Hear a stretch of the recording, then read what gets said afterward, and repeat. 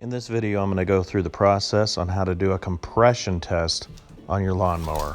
Your compression test can change whether the engine is hot or cold. This engine is hot and it's reading about 80 psi instead of 90. At 80 psi, it seems to run just fine. If the engine were cold, it would probably run at about 90 to 100 psi. Well, let's go ahead and go through the process. It's pretty straightforward. You basically just pull off the spark plug wire and then remove the spark plug. And you want to take a look at the condition of the spark plug to make sure it's reasonable. But that's a totally different topic. We're going to be using this compression tester from Harbor Freight. I got this years ago. This gauge has worked really well for a lot of years. I'm going to thread this end into where the spark plug came out of. You just want to put it in and snug it up. I nestled the gauge in nice and tight so I can get in and start pulling the cord. Just continue to pull the cord until you get to the top compression, usually about 3 or 4 times. So we have about 80 psi on this gauge. The engine is warm, and I would say it's about 10 psi less than what I'd like it to be. This has got a lot of hours, but it still runs like a champ. Go Honda. Now, another test that you can do is called a leak down test. If you do have low compression, this gauge can give you more information. It'll guide you on to where is the compression leaving the engine. It'll give you a percentage of how much compression you're actually losing. The gauge works a little different. Instead of using the actual compression from the lawnmower, you introduce compressed air to see how much air you're losing. Unlike a compression test, your cylinder has to be top dead center and on the compression stroke. You can find top dead center by putting a balloon on this tube, and then when you pull really slowly, you'll see the balloon inflate. When the balloon inflates, you know you're starting your compression stroke.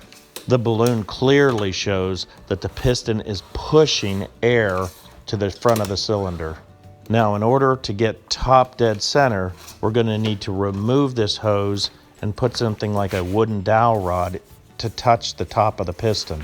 I like to use wood because it won't damage the inside of the piston or the head.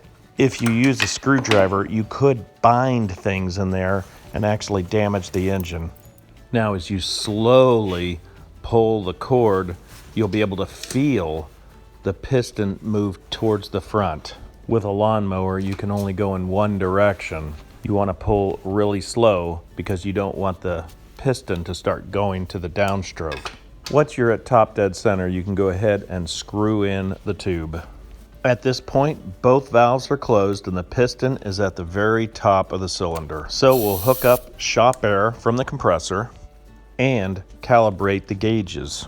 You want to make sure that you don't put more than 100 psi on this gauge. It could damage it.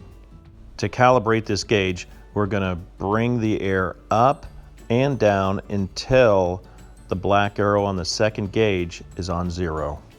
This gauge is sensitive, so take your time. See how I overshot it? Now I have to turn it back and forth until I get it on 0. So now with a steady hand, I've got it set to 0. Now we'll push in the knob to lock it and then hook up the gauge to the mower. The gauge shows that we're in the red, which is not a good sign. This gauge has been giving me fits, so I think there's a problem with the gauge, and I'll show you how I fixed it. So I dismantled the entire gauge and started running wires to make sure there's no blockages in the gauge. I shouldn't have to do this, but I know there's some blockage somewhere in here. So we'll turn over every stone until we've got it figured out. So after dragging wires through everything and blowing through the entire unit, we'll put it back together and try it again.